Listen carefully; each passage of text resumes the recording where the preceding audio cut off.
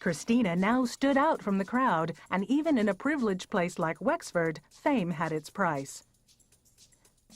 Kids feel a little intimidated a lot of times by what I do for a living and the fact that I am confident about it and that, you know what I mean?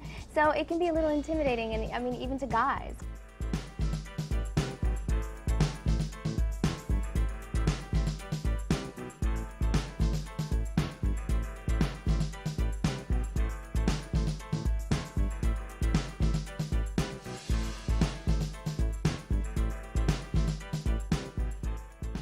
It's quite a boring town. There's not much to do around here. We hang around the mall, hang out, party, drink.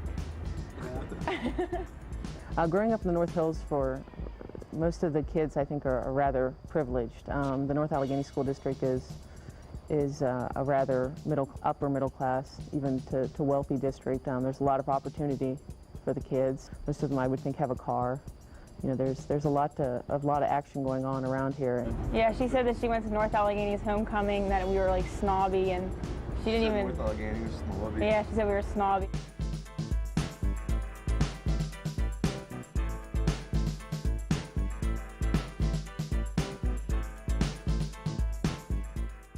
Christina happily went to Marshall Middle School, where she learned music in the classroom, but then left for Disney.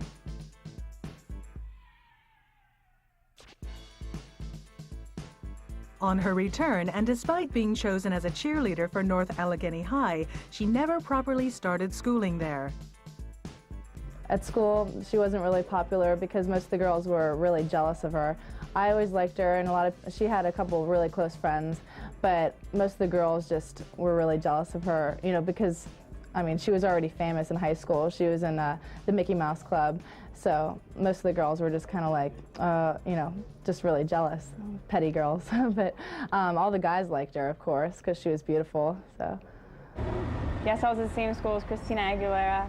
I didn't know her, though, but she used to live next to a few of my friends and supposedly used to make fun of her on the bus, but she wasn't anything that special. I think as far as her peer group, the kids that she should have gone to school with, don't know her. I think she was there for a very limited time, and so they didn't really have a chance to know her.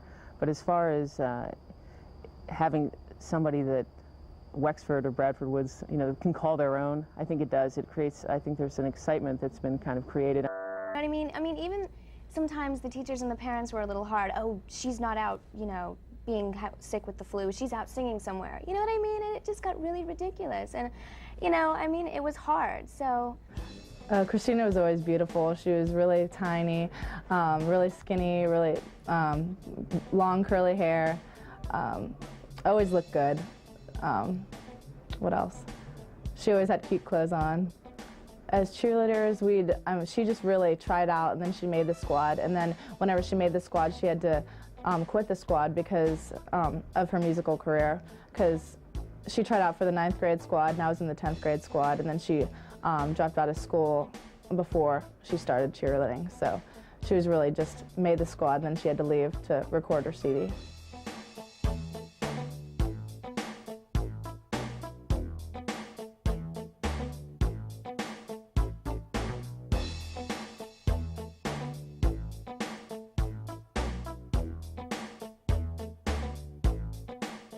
I will be graduating this year.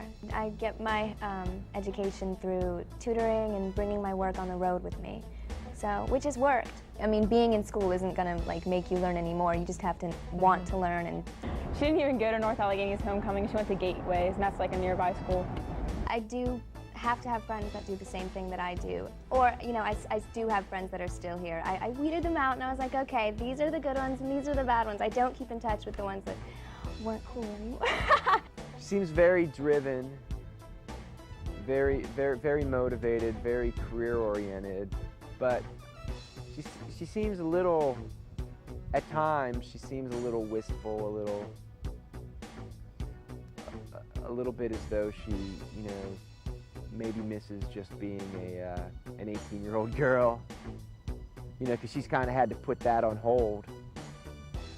I think maybe between the Mickey Mouse Club and this recent run of major success, I think she got a chance to be a teenager, and I think maybe there's a part of her that misses that. I guess being a normal high school kid, going to school, being with kids your own age every day, which I rarely do. You know, if I am with kids my own age, it's other kids that are in the business, such as Britney Spears or guys like NSYNC and things, you know, that have become my friends in other ways. But, you know, I mean, it's good. You know, a lot of times whenever I do come back home, it's sort of awkward for kids to relate to my sort of lifestyle.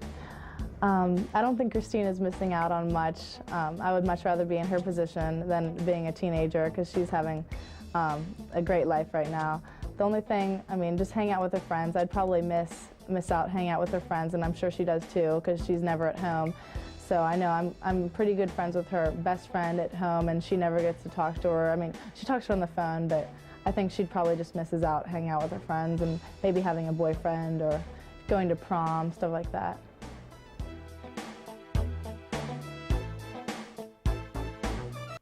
Even superstars have to pay their dues, and Christina toured in some exotic places. When I was 16 years old, I went over to Japan, and I released a single with a Japanese artist, Keizo Nakanishi. We did it in English, and it was very cool to work with him and go to Japan, be on a couple of his tour dates. I do. It's fun to collaborate with other singers and have a connection. We got a good feel for Genie, though, so it's cool. Oddly enough, I think the success of this single kind of took the label by surprise.